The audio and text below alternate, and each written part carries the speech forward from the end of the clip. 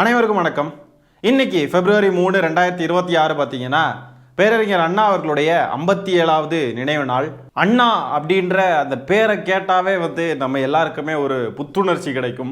அந்த பேரே பார்த்தீங்கன்னா நமக்குள்ள ஒரு பாசிட்டிவ் வைபை கிரியேட் பண்ணும். அவரை பற்றி பேசணுன்னா சும்மா இந்த ஒரு காணொலியெல்லாம் சத்தியமாக பத்தாது. ஆனால் எதுக்குடா இந்த காணொலி அப்போ மேக் பண்ணுற அப்படின்னு கேட்டிங்கன்னா, பேசணும் இல்லையா, நினைவு கூறணும் இல்லையா, இன்றைய இளைஞர்களுக்கு போய் சேரணும். அண்ணா எப்படிப்பட்ட அரசியல் பண்ணியிருக்கார், அண்ணா யார், கொஞ்சமாவது நம்ம விலைக்கு எடுத்து சொல்லணும்.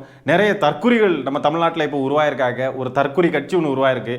அந்த இளைஞர்களும் நிறைய பேர் நம்ம சேனலை பார்த்துக்கிட்டு இருப்பாங்கன்றது எனக்கு நல்லா தெரியும். அதனால் அவங்களுக்கும் அண்ணா போய் சேரணும் இல்லையா. சும்மா அண்ணாவை நாங்கள் ஃபாலோ பண்ணுறோம், அண்ணாவுடைய கொள்கைகளை நாங்கள் ஏற்றுக்கிறோம் அப்படின்னு சொல்கிறது மட்டும் இல்லாமல், அண்ணானா யாரு, அண்ணா என்னெல்லாம் பண்ணியிருக்காரு, அடிப்படையிலேயே தமிழ்நாட்டில் அண்ணா எதுக்கு இவ்வளோ முக்கியத்துவம் வாய்ந்தவராக இருக்கிறார், அண்ணா இல்லாமல் இங்கே அரசியலே கிடையாது. அதுதான் தமிழ்நாடு பாலிடிக்ஸ். அண்ணாவுடைய பேரை உச்சரிக்காமல் இங்கே அரசியலே கிடையாது. அவ்வளோதான், டாட். அதனால் அண்ணாவை நினைவு கூறும் விதமாக தான் இந்த காணொலி இருக்க போகிறது. தயவு செஞ்சு ஸ்கிப் பண்ணாமல் பாருங்கள். அண்ணாவை பற்றி பேசணுன்னா எங்கேருந்து ஆரம்பிக்கிறது எங்கே முடிக்கிறது அப்படின்றதெல்லாம் தெரியல. தோன்றதெல்லாம் பேச வேண்டியது தான். அண்ணா பார்த்தீங்கன்னா ஆட்சி செஞ்சது வெறும் 2 வருஷம் தான். நிறைய பேர் நினச்சிக்கிட்டு இருக்காங்க பல வருடங்கள் அவர் ஆட்சி செஞ்சுருக்காரு, அதனால தான் அண்ணாவுடைய பெயர் இந்த அளவுக்கு பயங்கரமாக புகழ் பெற்றிருக்கு, அண்ணாவை இந்த அளவுக்கு தமிழ்நாட்டில் முக்கியமாக எல்லாரும் கருதுறதுக்கு காரணம் அவர் பல வருஷம் ஆட்சி செஞ்சுருக்கார் அப்படின்ட்டு. ஆனால் கிடையாது. அவர் 2 வருஷம் தான் ஆட்சி செஞ்சுருக்காரு. 1967 ஆட்சியை பிடிக்கிறாரு. 1969 February 3 அவர் இறந்து போகிறாரு. நம் தமிழ் மக்களை விட்டு, தமிழ் மண்ணை விட்டு அவர் நீங்கி செல்கிறார்.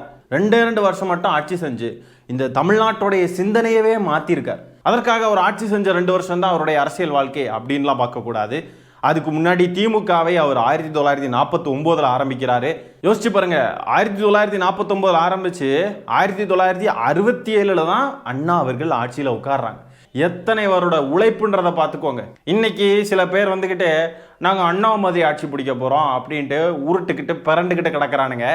அவங்களெல்லாம் தூக்கி தூரப்படுங்க. Negative vibes. நம்ம அந்த பக்கமே இந்த டாப்பிக்குள்ளே போகக்கூடாதுன்னு பார்க்குறோம். திமுகவை ஆரம்பிப்பதற்கு முன்னாடி நீதி கட்சியில் இருந்திருக்காங்க, திராவிடர் கழகத்தில் இருந்திருக்காங்க, தந்தை பெரியாரோட பயணிச்சிருக்காங்க.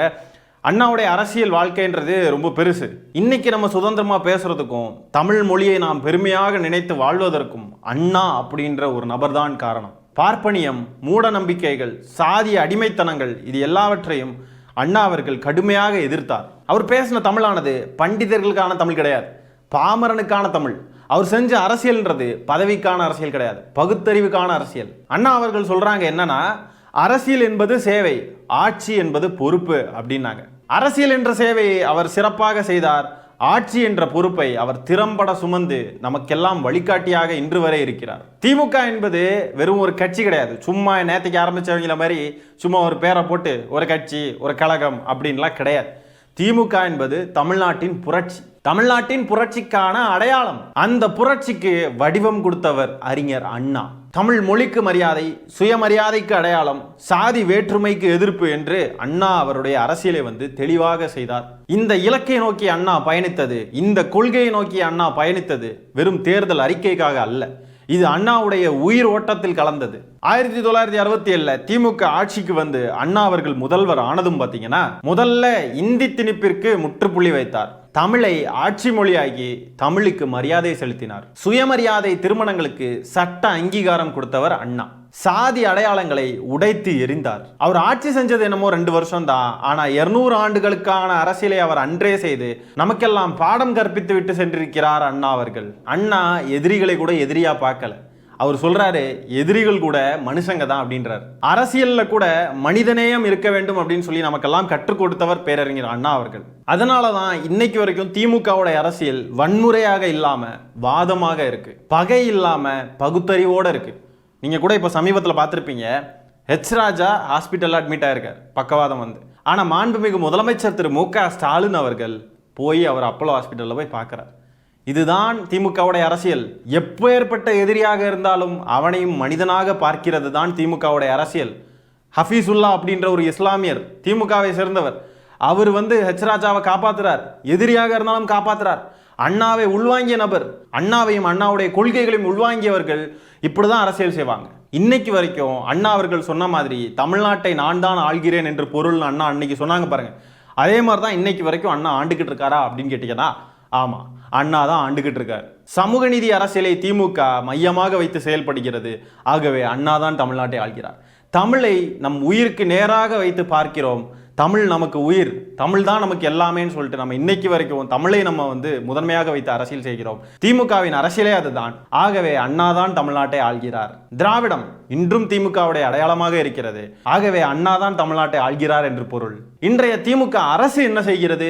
கல்வி, சுகாதாரம், வாய்ப்பு எல்லாமே எல்லாருக்குமே கிடைக்கணும்னு சொல்லி தான் அரசியல் பண்ணுது. அதை தான் திமுக செய்து கொண்டிருக்கிறது. ஆகவே மீண்டும் அண்ணா தான் தமிழ்நாட்டை ஆள்கிறார். இன்னைக்கு திமுக செஞ்சுக்கிட்டு இருக்கக்கூடிய அரசியல் எல்லாமே பார்த்தீங்கன்னா அண்ணா கண்ட கனவுடைய தொடர்ச்சி தான் அது. பெண்களுக்கு இந்த சமூகத்தில் சம உரிமை கிடைக்கிறதுக்காக பல விஷயங்களை மாண்புமிகு முதலமைச்சர் திரு மு.க. ஸ்டாலின் அவர்கள் பண்ணியிருக்காங்க. அதற்கு முன்னாடி கலைஞர் அவர்கள் பண்ணாங்க. சமூக நீதி அரசியல்னு பார்த்துக்கிட்டீங்கன்னா அதற்கும் பல திட்டங்களை கலைஞர் அவர்களும் கொண்டு வந்தாங்க, முதலமைச்சர் மு.க. ஸ்டாலின் அவர்களும் கொண்டு வந்துட்டு இருக்காங்க. பல விஷயங்கள் பண்ணிக்கிட்டு இருக்காங்க தமிழ்நாட்டுக்கு. இது எல்லாமே அறிஞர் அண்ணா அவர்கள் கண்ட கனவின் தொடர்ச்சி தான் என்பதை நாம் புரிந்து கொள்ள வேண்டும்.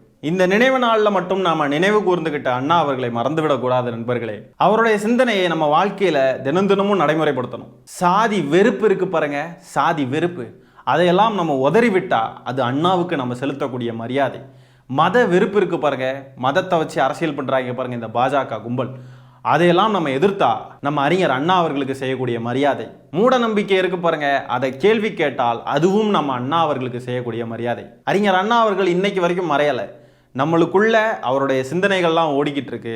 நமக்குள்ள ஓடக்கூடிய அந்த சிந்தனையாக அவர் வாழ்ந்து கொண்டிருக்கிறார். திமுக ஆட்சிக்கு வந்த 1967 காலகட்டத்தில் இருந்து இன்று வரைக்கும் பார்த்தீங்கன்னா அறிஞர் அண்ணா அவர்கள் விதையை விதைத்தார். கலைஞர் அவர்கள் அந்த விதை மரமாவதை பார்த்து அந்த மரத்தை வளர்த்தார். இன்னைக்கு நம்மளுடைய மாண்புமிகு முதலமைச்சர் திரு மு.க. ஸ்டாலின் அவர்கள் பார்த்தீங்கன்னா அந்த மரத்தை பாதுகாக்கின்ற வேலையை அவர் செய்து கொண்டிருக்கிறார். இறுதியாக அண்ணாவுடைய இறுதி ஊர்வலத்தை பற்றி நம்ம பேசலாம். அறிஞர் அண்ணா அவர்களுடைய இறுதி ஊர்வலத்தில் 1.5 கோடி மக்கள் கலந்துக்கிட்டாங்க. எப்படி? 1.5 கோடி மக்கள்.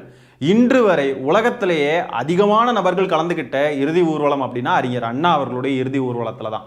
இன்னைக்கு இதே நாள் February 3, 1969 அன்னைக்கு பார்த்தீங்கன்னா 1.5 கோடி மக்கள் திரண்டு வந்திருக்காங்க அறிஞர் அண்ணா அவர்களுடைய இறுதி ஊர்வலத்துக்கு. அறிஞர் அண்ணா அவர்கள் மறைந்து விட்டார் அப்படின்னு சொல்லிட்டு 1969 February 3 அன்னைக்கு செய்தி வந்தப்போ பார்த்தீங்கன்னா ஒட்டுமொத்த தமிழ்நாட்டிற்குமே மூச்சே நின்று போன மாதிரி தான் அன்னைக்கு இருந்திருக்கு.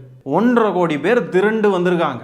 அப்போ அண்ணா அவர்கள் தமிழ்நாட்டு மக்களுடைய மனசுல எப்படி போய் பதிஞ்சிருக்கார் அப்படின்றத பார்த்துக்கோங்க. இன்னைக்கு வரைக்கும் யாரை வேணா எதிர்த்து அரசியல் பண்ணலாம். அண்ணாவை எதிர்த்து அரசியல் செஞ்சா அவனெல்லாம் அடிச்சு ஓரங்கெட்டி அப்படியே குப்பையில தான் போய் கிடப்பான். அதுதான் தமிழ்நாட்டுடைய அரசியல். தமிழ்நாட்டு மக்களுடைய மனசுல அண்ணா எப்படி போய் பதிச்சிருக்கார் அப்படின்றத அதுல இருந்து நம்ம புரிஞ்சுக்கலாம். எந்த அழைப்பும் இல்லாம எந்த கட்டாயமும் இல்லாம மக்கள் எல்லாரும் திரண்டு வந்திருக்காங்க.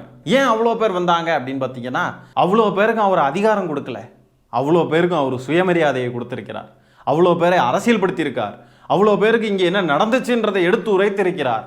இன்னும் சொல்லிக்கிட்டே போகலாம் அறிஞர் அண்ணா அவர்களை பற்றி. ஒரு மனுஷனுடைய இறுதி ஊர்வலத்துக்கு 1.5 கோடி பேர் திரண்டிருக்காங்களா அப்படின்னு சொல்லிட்டு இறுதியாக கூட உலகத்தையே திரும்பி பார்க்க வைத்திருக்கிறார். அறிஞர் அண்ணா அவர்கள் மறைந்த பின் அவருடைய சிந்தனை அந்த நாளிலிருந்து ஒவ்வொரு தமிழனுக்கும் கடத்தப்பட்டு கொண்டே இருந்தது, கடத்தப்பட்டு கொண்டே இருக்கிறது, கடத்தப்பட்டு கொண்டே இருக்கும். இறுதியாக அறிஞர் அண்ணா அவர்களின் புகழ் வாழ்க, தமிழ்நாடு வாழ்க, தமிழ் வாழ்க, திராவிட முன்னேற்ற கழகம் வாழ்கன்னு சொல்லி இந்த காணொலியை நான் இத்துடன் நிறைவு செய்து கொள்கிறேன் மக்களே. நன்றி, வணக்கம்.